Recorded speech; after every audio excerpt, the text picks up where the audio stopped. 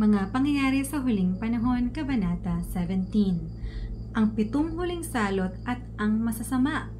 Ang matinding panahon ng kabagabagan, bahagi 1. Ibubuhos ang mga sisidlan ng galit ng Diyos. Mga solemneng pangyayari ay magaganap pa.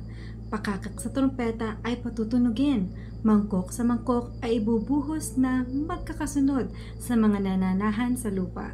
Collected Messages 3, 426, 1890. Hindi magtatagal, ang lupa ay iiwan ng anghel ng kahabagan at ang 7 huling salot ay ibubuhos. Ang mga kidlat ng galit ng Diyos ay malapit ng ibuhos, at kapag pasimula na siyang magparusa sa mga mananalangsang ay wala ng pahinga pa hanggang sa wakas.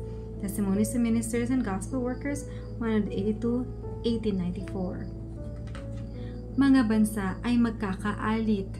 4 na makapangyarihang anghel ang pumipigil sa mga kapangyarihan sa lupa hanggang sa ang mga lingkod ng Diyos ay matatakan sa kanilang mga noo.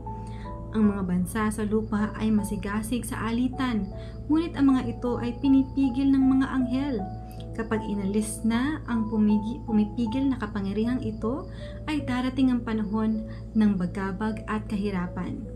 Mga nakamamatay na instrumento ng digmaan ay maiimbento. Mga sasakyang pandagat ay malilibing sa kalaliman, taglay ang mga pasahero nito. Lahat ng walang espiritu ng katotohanan ay magkakaisa sa ilalim ng pangunguna ng mga ahensya ni Satanas. Ngunit ang mga ito ay pipigilin hanggang sa dumating ang panahon ng dakilang digmaan ng Armageddon. The SDA Bible Commentary 7, 967, 1900. Mawawasak ang buong lupa. Pinipigil ngayon ng mga anghel ang mga hangin ng alitan upang hindi ito umihip hanggang ang sanlibutan ay mababalaan ng pagdating ng pagkawasak, ngunit may bagyong nabubuo, handa upang sumumbulat sa lupa. At kapag inatasan na ng Diyos ang kanyang mga anghel na pawalan na ang mga hangin, ay magkakaroon ng gayong tanawin ng alitang hindi mailalarawan ng panulat. Education 117, 118, 1903. Ang propesiya ng tagapagligtas hinggil sa pagdalaw ng mga parusa sa Jerusalem ay magkakaroon ng ikalawang katuparan na anupat ang kakilakilabot na pagwawasak na yaon ay isang malabong anino lamang. Sa naging palad ng lungsod na yaon na hinirang ng Diyos ay makikita natin ang kapahamakan ng sanlibutan na tumanggi sa kaawaan ng Diyos at yumurak sa kanyang kautusan. The Great Controversy 36, 1911. Kung magkagayon, ang mga naninirahan sa lupa ay isusugba ni Satanas sa isang malakit pangwakas na labanan. Sa paghinto ng mga anghel ng Diyos sa pagpigil sa mababagsik na hangin ng mga masasamang damdamin ng tao, bibitiwan na ang lahat ng elemento ng pag-aalitan. Ang buong sanlibutan ay aabutin ng pagkawasak na lalong kakilakilabot kaysa inabot ng Jerusalem ng panahong una. The Great Controversy 614, 1911. Ang Diyos ay makatarungan at mahabagin. Kalwalhatian ng Diyos ang maging mahabagin, puno ng pagpapahinuhod, kagandahang loob, kabutihan at katotohanan.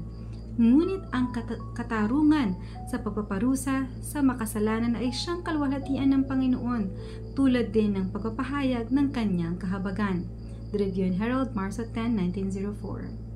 Ang Panginoong Diyos ng Israel ay magsasagawa ng kahatulan sa mga Diyos ng sanlibutang ito tulad ng sa mga Diyos ng Ehipto.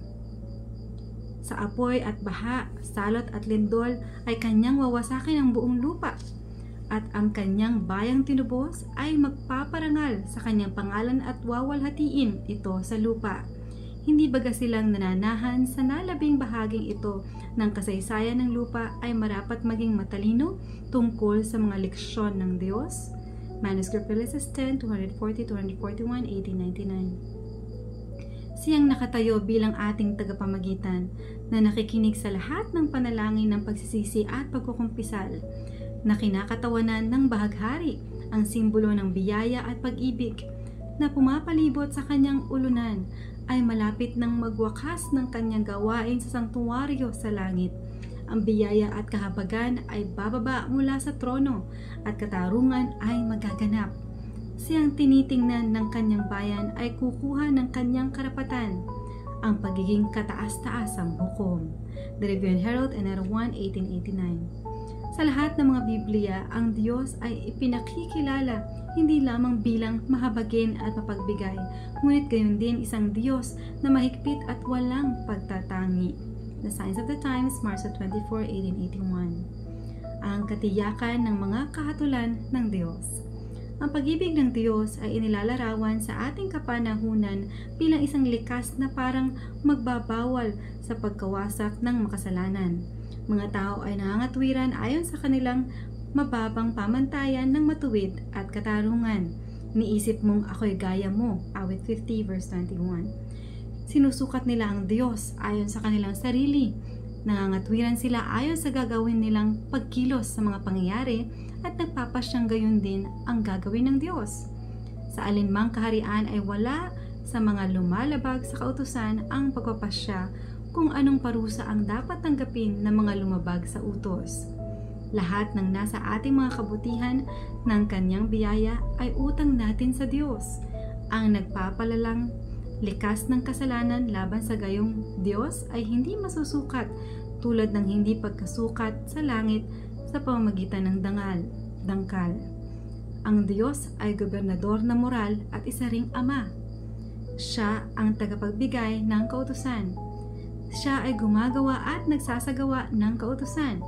Ang kautusang walang parusa ay walang puwersa. Ang pagsamo ay maaaring magawa na ang isang amang mapagmahal ay hindi matatagalang makita ang mga anak na nagdurusa ng parusa ng Diyos sa apoy habang may kapangyarihan naman siyang sila ay bigyang ginhawa. Ngunit gagawin ng Diyos sa ikabubuti ng kanyang mga lingkod at sa kanilang kapanatagan na parusahan ang lumalabag. Ang Diyos ay hindi gumagawa ayon sa plano ng tao. May sasagawa niya ng walang sukat na katarungan na walang karapatang magawa ng tao sa kanyang kapwa. Hindi sana nalugod ang Diyos kay Noe kung kanyang nilunod ang isang manlilibak na gumugulo sa kanya, ngunit nilunod ng Diyos ang buong mundo. Walang karapatan si Lot na magparusa sa kanyang mga manugang na lalaki, ngunit gagawin ng Diyos sa mahigpit na katarungan. Sino ang magsasabing hindi gagawin ng Diyos ang sinabi niyang kanyang gagawin? Manuscript Ulysses 12, 207, 209, Manuscript Ulysses 10, 265, 1876. Darating ang mga kahatulan kapag binawi na ng Diyos ang kanyang pag-iingat. Ipinakita sa akin na ang mga kahatulan ng Diyos ay hindi magmumulang tuwiran mula sa Panginoon, kundi sa ganitong paraan. Inilagay nila ang kanilang mga sarili labas sa proteksyon ng Diyos. Siya ay nagbababala, nagtutuwid, nagsasansala at nagtuturo ng mga landas ng kapanatagan. At kung silang mga paksa ng kanyang tanging malasakit ay susunod sa sariling landas, hiwalay sa Espiritu ng Diyos, matapos ang paulit-ulit na babala kung pipiliin nila ang sariling landas, sa gayon ay hindi niya uutusan ang mga anghel na hadlangan ng tiyakang pagsalakay ni Satanas. Nasa kapangyarihan ni Satanas na gumawa sa dagat at sa lupa, nagdadala ng mga kalamidad at kagulumihanan at sumasakmal sa karamihan upang tiyak na maging kanyang biktima. Manuscript Ulysses 14:3, 1883. Gagamitin ng Diyos ang kanyang mga kaaway upang maging instrumento ng pagpaparusa sa kanilang sumusunod sa sariling masasamang gawa na ang katotohanan ay ng Diyos ay maling na ilalarawan, na hatulang mali at niwalang karangalan. The Potion Collection of Ellen G. White Letters, 136, 1894. Ang Espiritu ng Diyos na ininsulto, tinanggihan, inabuso, ay binabawi na sa lupa. Kung gaano kabilis ang pagbawi sa Espiritu ng Diyos, gayon din kabilis na ang mga malupit na gawain ni Satanas ay mahahayag sa lupa at sa dagat. Ellen G. White Manuscript 139, 1890. Nilampasan na ng mga makasalanan ang hangganan ng kanilang panahon ng biyaya. Ang Espiritu ng Diyos na lagi nilang tinatanggihan ay inalis na.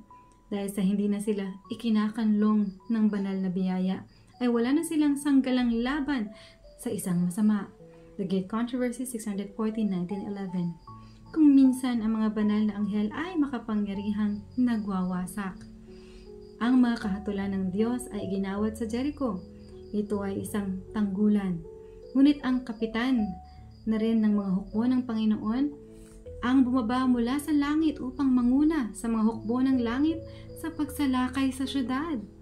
Hinawakan ng mga anghel ng Diyos ang mga pader at ipinagsak sa lupa. Testimonies for the Church 3-264, 1873. Sa pangangasiwa ng Diyos, ang mga anghel ay makapangyarihan sa lahat.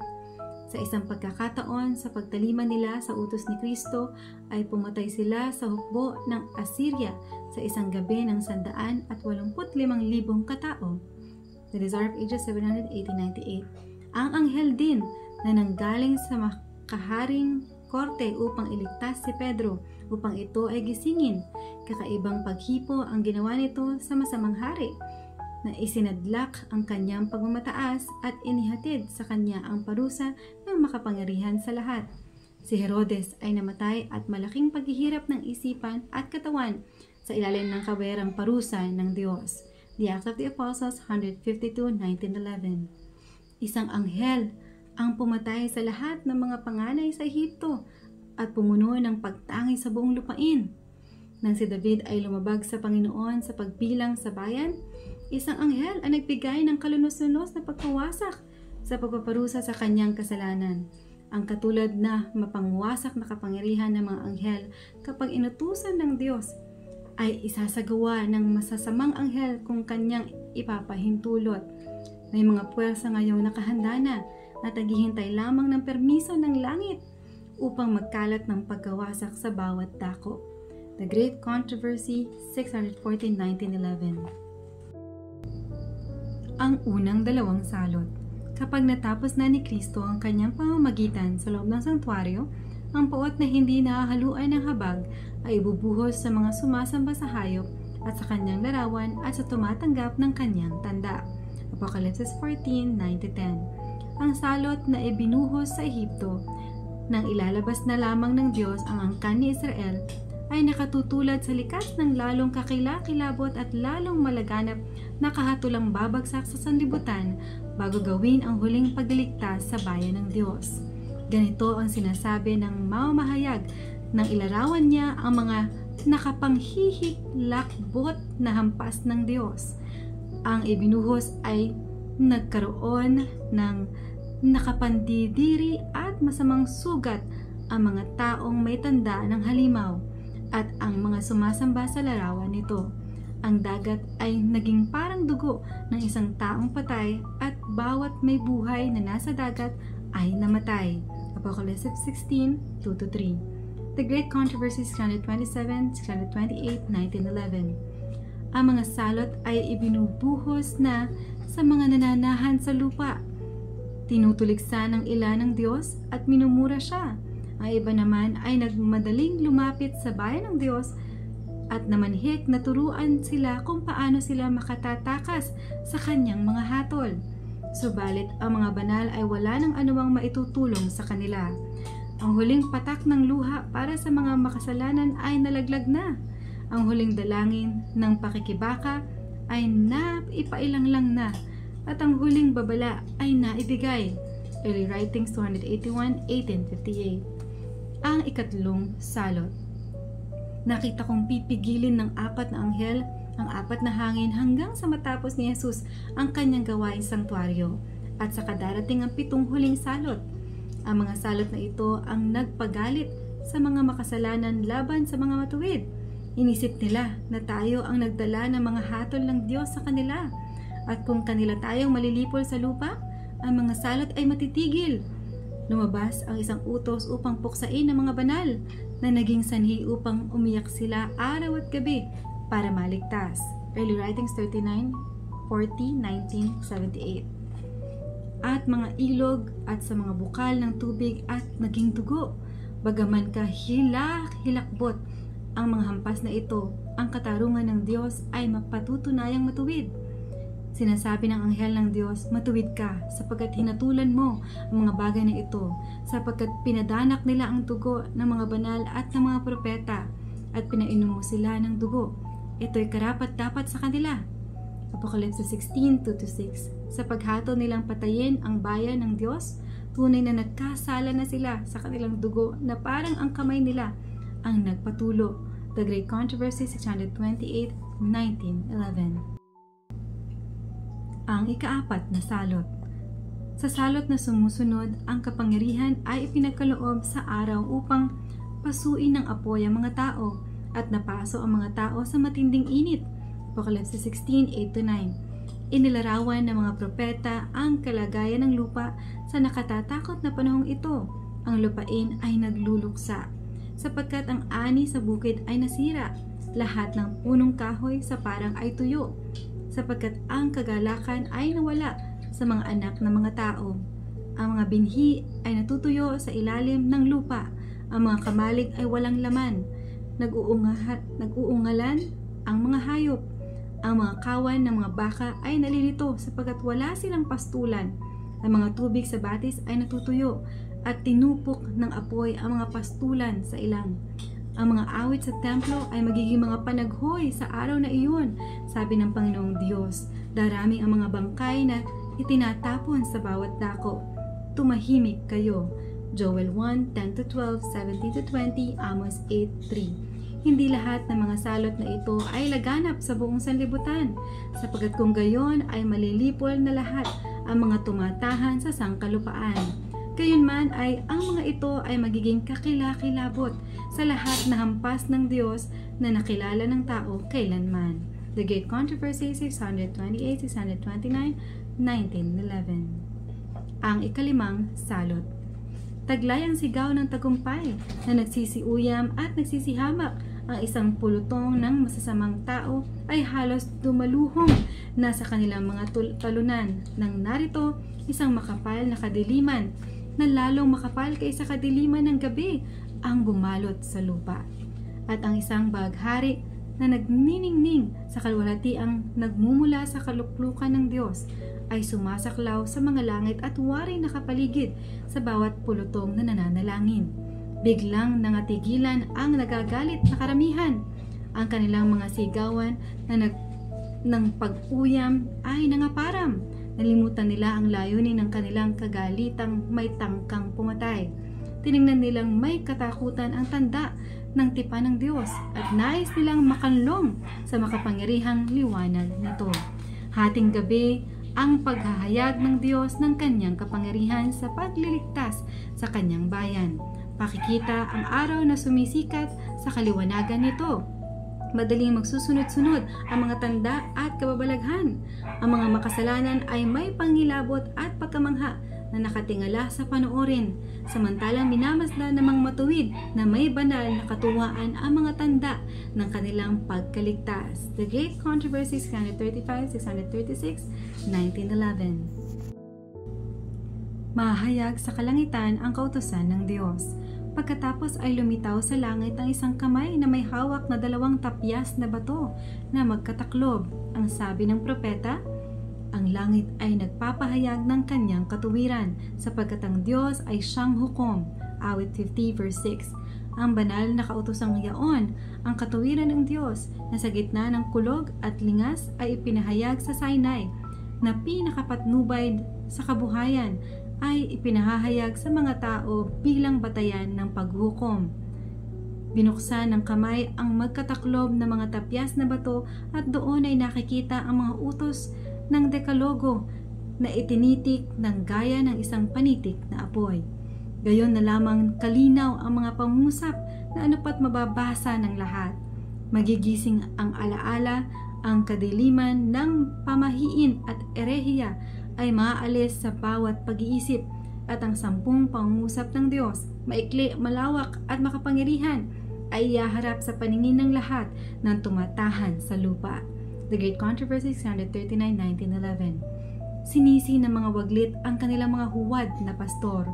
Mga kaanib na iglesyang nakatanggap ng liwanag at nahikayat, ngunit ipinagkatiwala ang kaligtasan ng kanilang kaluluwa sa ministro ay matututuhan sa araw ng Diyos na walang ibang kaluluwa ang makapagbabayad ng kanilang pangtubos sa pagsalangsang. Isang kakilakilabot na panangis ay maririnig. Ako'y waglit, waglit sa walang hanggan. Madarama halos ng tao na kanilang madudurog ang mga ministrong nagturo ng mga kamalian at humatol sa katotohanan. DSA Bible Commentary 4, 1157, 1900. Lahat ay nagkaisa sa pagbubunto ng kanilang pinakamapait na paghatol sa mga ministro. Mga pastor na hindi tapat ay nagbigay ng matatamis na propesiya. Hinakay nila ang mga tagapakinig na walaing bisa ang utos ng Diyos at usigin silang nagpabanal dito. Ngayon sa kanilang kalumbayan, ang mga gurong ito ay nagkumpisal ng kanilang gawain ng pandaraya. Ang karamihan ay napuspos ng galit. Kami ay waglit, panangis nila, at kayo ang dahilan ng aming kapahamakan. At kanilang binalingan ang mga huwad na pastor. Silang dati ay kanilang hinangaang higit ang maghahayag ng pinakakalunos-lunos na sumpa sa kanila. Ang mga kamay na dati ay nagputong sa kanila ng laurel ay itataas sa kanilang kapahamakan. Ang mga tabak na gagamitin sa pagpatay sa bayan ng Diyos ngayon ay gagamitin sa pagwasak sa mga kaaway. The Great Controversy, 655, 656, 1911. Dito ay nakikita natin na ang iglesia, ang santuaryo ng Panginoon, ay unang makadarama ng hampas ng galit ng Diyos. Ang mga lalaki noong una, Ezekiel 9 verse 6, silang pinagkalooban ng dakilang liwanag at tumayong mga tagapagbantay ng mga espiritual na interes ng bayan ay naging taksil sa kanilang pagkakatiwala. Testimonies for the Church 5, 211, 1882. Ang salita ng Diyos ay niwalang bisa ng mga bulaang pastor. Ang kanilang gawain hindi magtatagal ay babalik sa kanila at makikita ang mga tanawing inilarawan sa Apocalypse 18 kapag ang mga kahatulan ng Diyos ay ilalapag na sa mistikong Babylonia. Ellen G. White Manuscript 60, 1900. Ang ika-6 na salot. Ang mga espiritu ng mga diablo ay magsisihayo sa mga hari ng lupa at sa buong sanlibutan upang patibayan ang kanilang pangkaraya at upang hikayatin silang makiisa kay Satanas na kahuli-hulihan niyang pagsisikap laban sa pamahalaan ng langit. The Great Controversy, 624, 1911. Ang Espiritu ng Diyos ay unti-unti nang umaalis sa sanlibutan. Tinitipon naman ni Satanas ang kanyang mga puwersa ng kasamaan, nagtutungo sa mga hari ng buong daigdig upang tipunin sila sa ilalim ng kanyang bandila, upang sanayin sa digmaan ng dakilang araw ng Diyos na makapangyarihan sa lahat. Apocalypse 16:14, DSA Bible Commentary 7, 983, 1890. Matapos ang paglarawan ni Juan sa Apocalypse 16 sa kapangyarihang nagmimilagro na magtitipon sa buong lupa sa dakilang pagbabaka, ang mga simbolo ay iniwanan at muli ay narinig ang tinig ng trumpeta na may kakaibang tunog. Masdan nyo, ako'y dumarating na gaya na magnanakaw. Mapalad ang nanatiling gising at nakadamit upang siya'y hindi lumakad na hubad at makita ang kanyang kahihiyan. Apocalypse 16:15. Matapos ang pagkakasala ni Adan at Eva, sila ay nahubaran sapagkat ang kasuotan ng kaliwanagan at seguridad ay naalis sa kanila. Makalilimutan ng sanlibutan ang mga payo at babala ng Diyos tulad sa sanlibutan ni Noe at sa mga nananahan sa Sodoma. Gigising sila taglay ang mga panukala ng imbensyon ng kasamaan. Ngunit biglang ang apoy mula sa langit ang susunog sa mga walang Diyos na nasa lupa. Gayon din naman ang mangyayari sa araw na ang anak ng Diyos o anak ng tao ay mahayag. Lucas 17:30, Manuscript Releases 1496-97, 1896. Ang huling dakilang digmaan ng mabuti at masama. Dalawang magkalabang puwersa ang mahayag sa huling dakilang pagbabaka. Sa isang panig ay nakatayo ang manlalalang ng langit at ng lupa. Lahat ng nasa kanyang panig ay may taglay na kanyang tanda.